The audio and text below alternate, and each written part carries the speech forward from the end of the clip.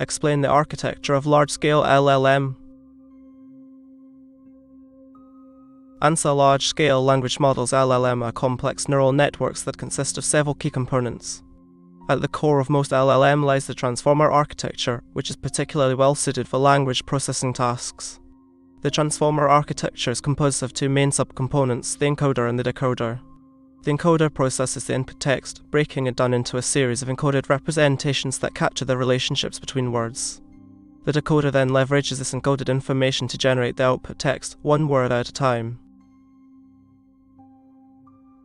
A crucial mechanism within the transformer is the self-attention mechanism, which allows the model to focus on the most relevant parts of the input sequence for a given word or phrase. This capability is essential for LLM to grasp the nuances of language and context.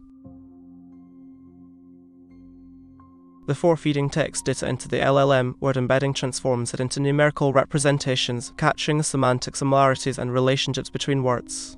This process converts words into vectors, which are then fed into the LLM.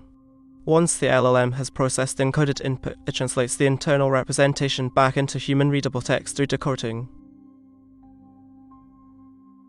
The size of an LLM, measured by the number of parameters, weights and biases, significantly impacts its capabilities. Large-scale LLM often have billions or even trillions of parameters, allowing them to learn complex patterns and relationships within language data.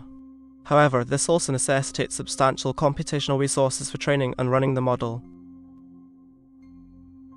In summary, the architecture of large-scale LLM is a complex interplay of components, including the transformer architecture, self-attention mechanism, input embeddings, output decoding, and model size.